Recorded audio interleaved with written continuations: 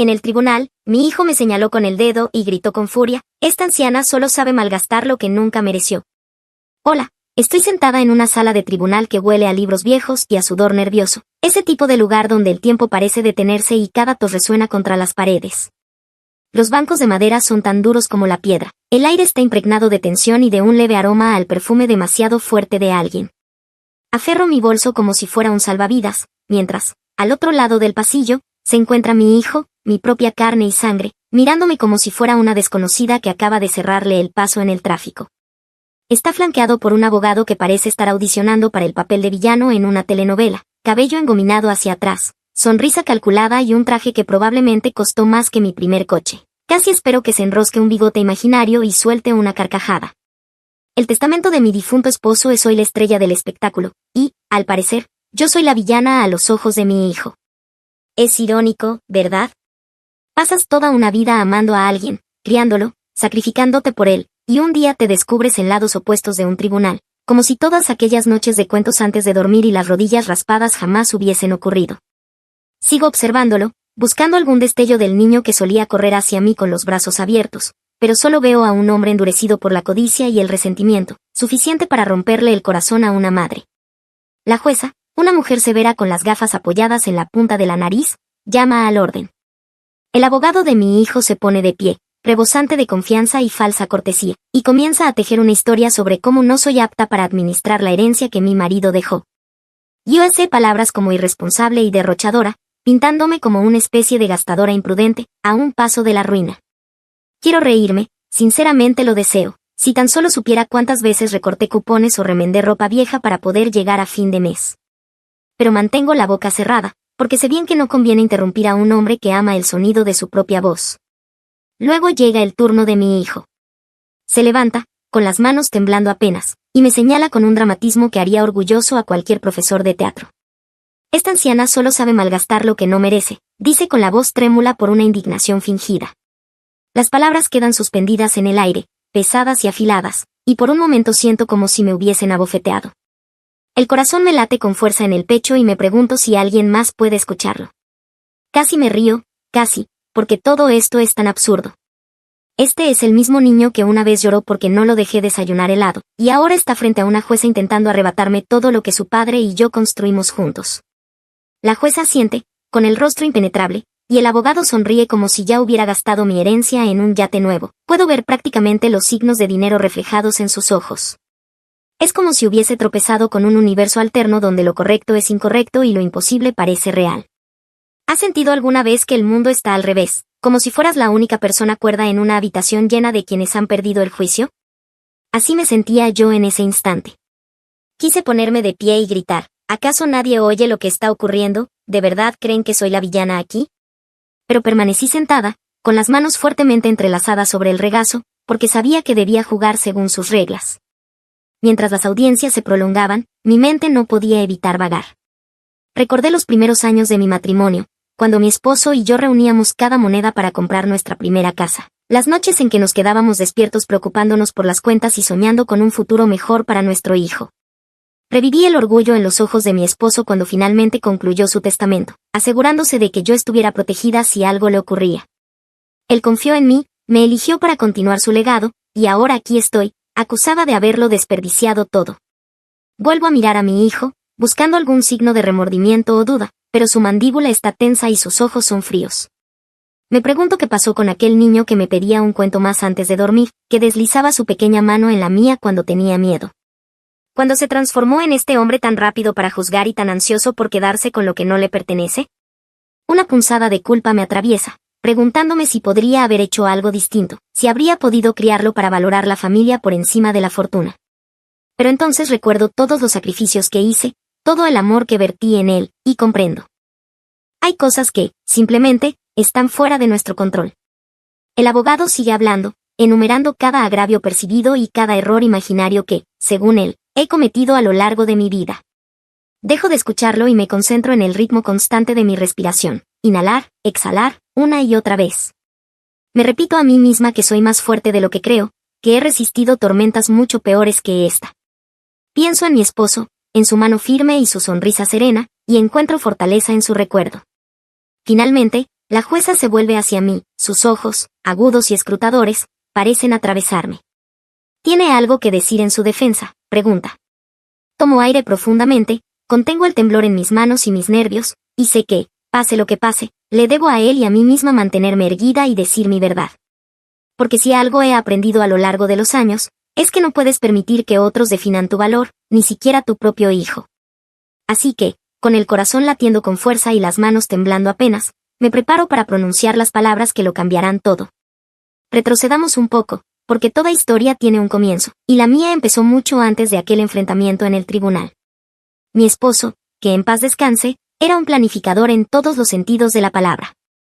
Era el tipo de hombre que guardaba los recibos de las cosas que comprábamos 20 años atrás, por si acaso.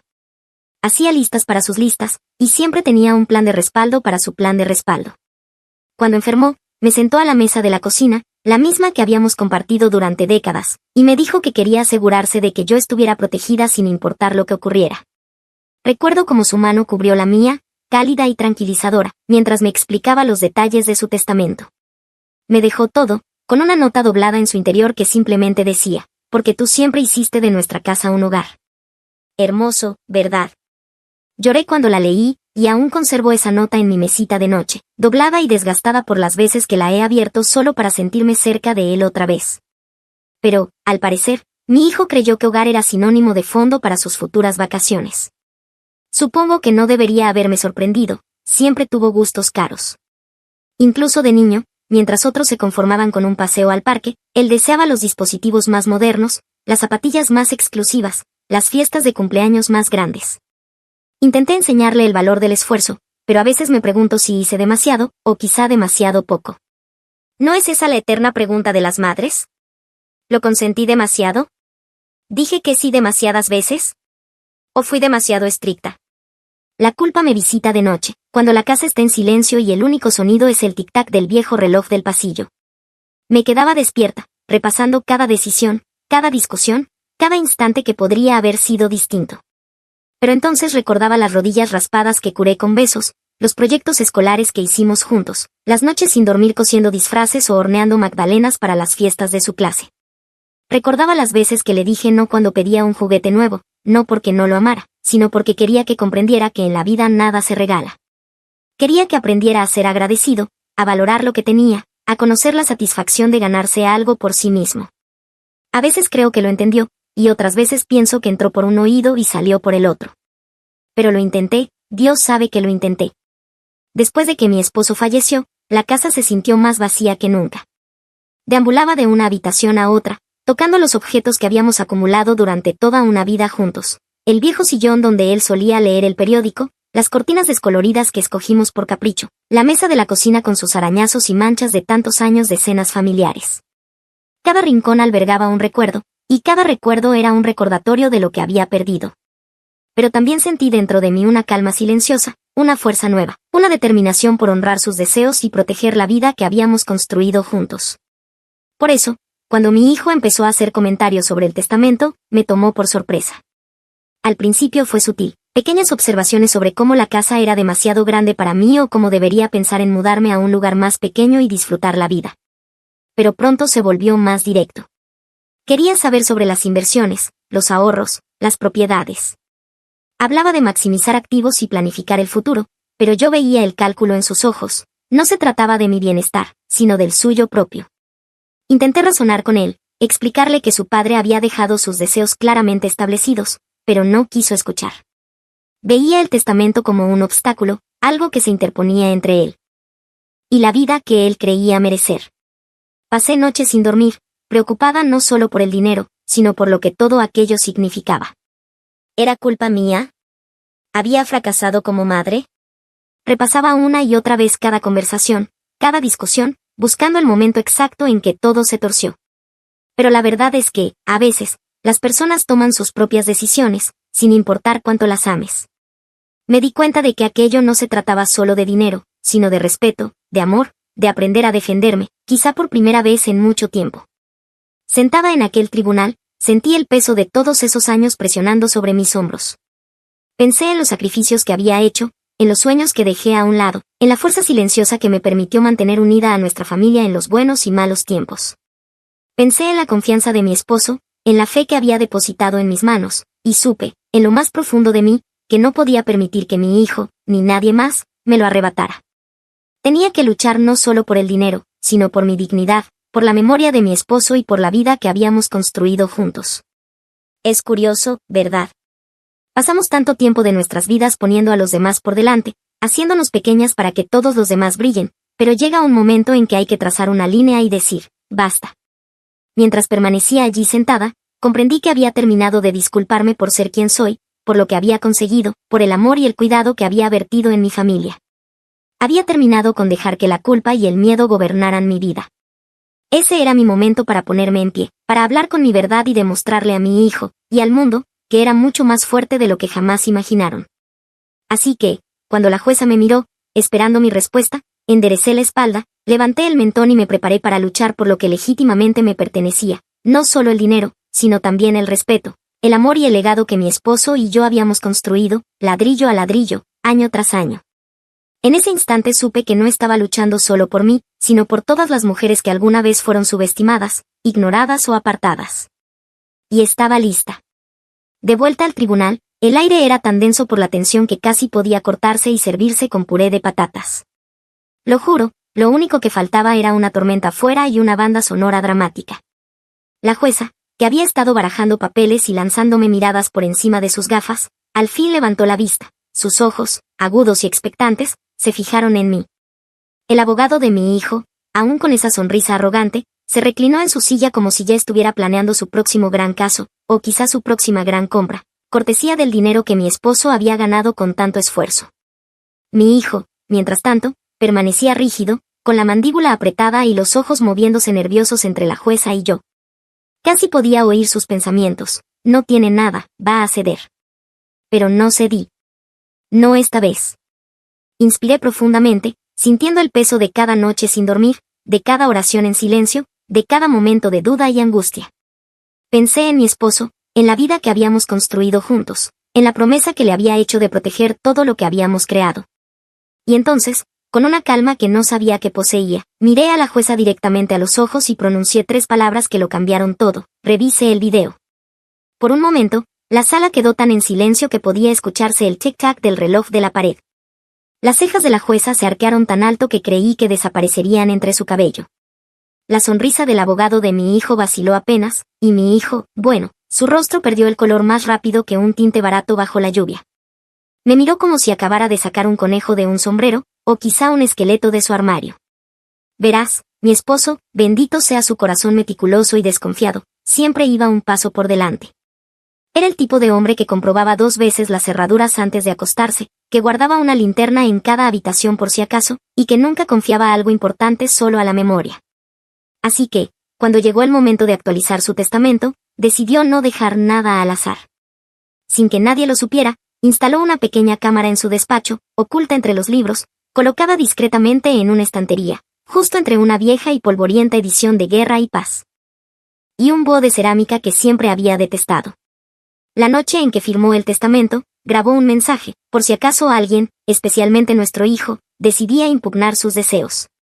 Encontré el video por casualidad, en realidad. Estaba ordenando su despacho una tarde lluviosa, clasificando papeles y recuerdos, cuando tropecé con una memoria USB etiquetada con su letra pulcra, solo para emergencias.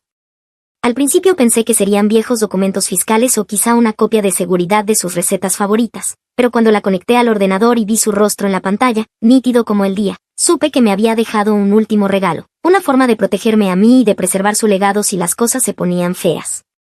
La jueza, ya plenamente alerta, pidió al alguacil que trajera un ordenador portátil. Mis manos temblaron un poco mientras entregaba la memoria, pero al mismo tiempo sentí una extraña sensación de paz.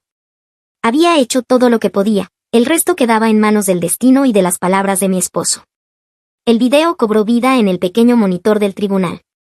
Allí estaba él, sentado en su escritorio, con un aspecto algo cansado, pero seguía siendo el mismo hombre al que había amado durante tantos años. Carraspeó, miró a la cámara y comenzó a hablar. Si estás viendo esto, dijo, significa que alguien está impugnando mi testamento. Y si ese alguien es nuestro hijo, bueno, no me sorprende. Hizo una pausa, con una sonrisa irónica curvándole los labios. Hijo, si estás escuchando, Quiero que sepas que tu madre es el corazón de esta familia. Ella es la razón por la que tuvimos un hogar, no solo una casa. Es quien nos mantuvo unidos, quien se sacrificó, quien te amó incluso cuando se lo pusiste difícil. Dejé todo a su nombre porque lo merece. Si intentas arrebatárselo, es porque valoras más el dinero que la familia. Y si estás viendo esto, hijo, qué vergüenza. El silencio que siguió fue abrumador. Miré a mi alrededor, observando cómo el rostro de la jueza pasaba de pálido a rosado, con los labios apretados en una fina línea. Mi hijo contemplaba la pantalla con los ojos muy abiertos y la boca entreabierta.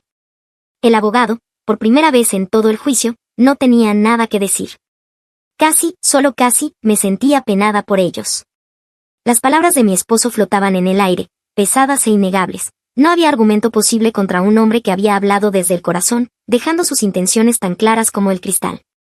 La jueza se aclaró la garganta, su voz temblando apenas al dirigirse a la sala. Bueno, dijo, creo que con esto el asunto queda resuelto. Se volvió hacia mi hijo, con una mirada firme. Los deseos de su padre son claros. Este tribunal los respetará. Exhalé un suspiro que no sabía qué contenía. El alivio me recorrió entera, mezclado con una punzada de tristeza por el hombre que había perdido y por el hijo que apenas reconocía. Pero, sobre todo, sentí orgullo de mi esposo por haber previsto todo, orgullo de mí misma por mantenerme firme y orgullo por la vida que habíamos construido juntos, aunque no hubiera salido exactamente como soñé. Mientras la sala se vaciaba, crucé la mirada con mi hijo. Por un instante, vi un destello del niño que fue, el que me necesitaba, el que me quería, el que confiaba en mí. Pero desapareció tan rápido como llegó, reemplazado por la ira y la vergüenza. No sabía qué nos deparaba el futuro, pero sí una cosa, había hecho lo correcto, por él, por mí y por nosotros. Mick Drapp. La jueza falló a mi favor.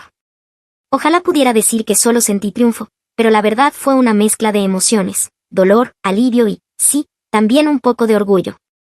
Mi hijo salió del tribunal hecho una furia, el rostro enrojecido y la mandíbula tensa, sin siquiera mirarme. Su abogado, que aquella mañana parecía listo para ganar un concurso televisivo, lo siguió con los hombros hundidos, como si alguien le hubiera robado el almuerzo. Casi me dio lástima, casi. Pero luego recordé su sonrisa arrogante, y decidí que un poco de humildad no le haría daño. En cuanto a mi hijo, ese era otro tipo de dolor.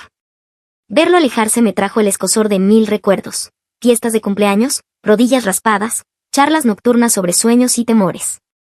Me pregunté si algún día volveríamos a encontrarnos, o si aquel juicio sería el capítulo final de nuestra historia. Pero mientras recogía mis cosas y salía de aquel tribunal, sentí algo más, orgullo. Orgullo de haber defendido mis derechos, los deseos de mi esposo y el amor que habíamos cultivado durante toda una vida. Orgullo de no haber permitido que la culpa, el miedo o incluso la fractura de una familia me impidieran hacer lo correcto. Comprendí, quizá por primera vez en mucho tiempo, que era más fuerte de lo que jamás me había concedido ser. Y déjame decirte algo, querida, esa es una sensación que merece saborearse. Cuando llegué a casa, la sentí diferente, más ligera de algún modo. Las sombras que se habían quedado suspendidas en los rincones desde la muerte de mi esposo parecieron disiparse un poco. Me quité los zapatos, me serví una generosa copa de vino y puse mi lista de reproducción de clásicos preferidos. Y allí, justo en medio de mi cocina, bailé. Bailé como si nadie estuviera mirando, porque, seamos sinceros, nadie lo hacía. Giré sobre mí misma riendo, sintiendo como los años se desvanecían. Durante unos minutos preciosos, no era la mujer que acababa de sobrevivir a un drama judicial, era simplemente yo, libre, alegre, viva. Por supuesto, a la mañana siguiente mis rodillas me recordaron que ya no tengo 20 años, pero ¿sabes qué? Valió la pena. A veces hay que recordarle al mundo, y a una misma, que seguimos aquí, que seguimos de pie, y que aún somos capaces de un poco de magia. En los días que siguieron, me descubrí reflexionando sobre todo lo ocurrido. Pensé en mi esposo, en cómo siempre creyó en mí, incluso cuando yo misma dudaba. Pensé en mi hijo, en las decisiones que había tomado, y en las formas, quizá inadvertidas, en que yo misma había contribuido al hombre en que se convirtió. Pensé en el perdón, en cómo no es solo algo que se otorga a los demás, sino también algo que uno debe concederse a sí mismo. Comprendí que defenderme no tenía que ver únicamente con el dinero, ni con la casa, ni con el testamento, se trataba de recuperar mi propio valor, mi voz y mi historia.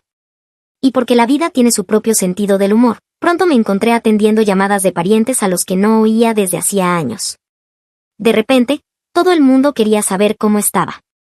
Mi prima Linda, aquella que una vez intentó venderme unas dudosas pastillas adelgazantes en una reunión familiar, me llamó para ofrecerme su apoyo. Mi cuñada me envió una cesta de frutas tan grande que tuve que repartir la mitad entre los vecinos. Incluso mi vieja amiga Marge, que nunca ha conocido un chisme que no le guste, apareció en mi puerta con una cazuela y 1000 preguntas. No pude evitar reírme. Al parecer, nada une tanto a la familia como un poco de drama y mucho dinero.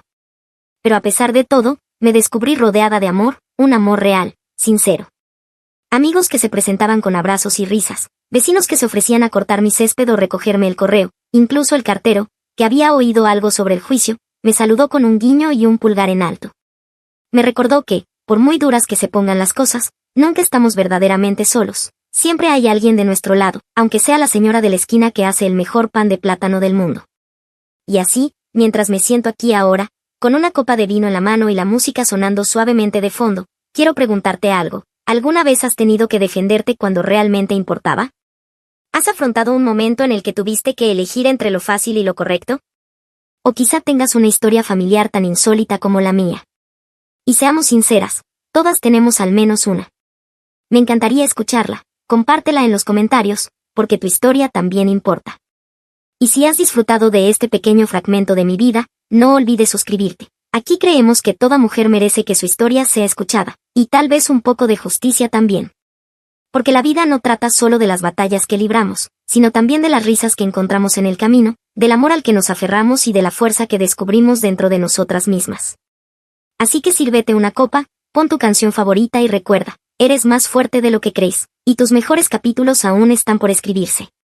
Brindemos por nosotras, mujeres valientes, que nunca nos falte el coraje para bailar en nuestras cocinas, sin importar lo que la vida nos arroje. Pasaron las semanas y, poco a poco, la vida comenzó a encontrar su ritmo otra vez. Las flores del jardín que mi esposo había plantado volvieron a florecer, y cada mañana el sol entraba por la ventana de la cocina con una luz más amable. A veces, mientras preparaba mi café, pensaba en mi hijo. No con rabia ni tristeza, sino con una ternura cansada, como quien recuerda un sueño lejano. No podía cambiar el pasado, pero sí podía elegir el tipo de madre que quería seguir siendo, una que perdona, una que comprende, una que sigue amando aunque duela. Una tarde, mientras regaba las plantas, oí pasos en el camino. Levanté la vista y allí estaba él, de pie, con las manos vacías y los ojos llenos de algo que hacía mucho no veía, arrepentimiento. Por un momento, ninguno de los dos habló. El viento movió las hojas, y el mundo pareció detenerse. Finalmente, él murmuró, «Lo siento, mamá». No hubo discursos, ni lágrimas dramáticas, solo ese silencio suave que a veces dice más que 1000 palabras. Lo abracé, sintiendo que, por fin, el peso de los años se deshacía dentro de mí. En ese instante supe que el perdón no cambia el pasado, pero puede iluminar el futuro. Desde aquel día, no volvimos a hablar del juicio ni del dinero, solo hablamos de la vida, del jardín, de las pequeñas cosas que antes dábamos por sentadas. Mi casa volvió a llenarse de risas, y cada atardecer me recordaba que incluso las heridas más profundas pueden sanar si se riegan con amor. Ahora, mientras el sol se pone y el vino tiñe mi copa de un rojo tranquilo, sé que mi historia ha llegado a su fin. No uno de derrota ni de rencor, sino de paz. Porque al final, la vida siempre encuentra la forma de devolvernos aquello que creíamos perdido. Y mientras la música vuelve a sonar, sonrío y pienso que mi esposo, en algún lugar, también debe de estar sonriendo.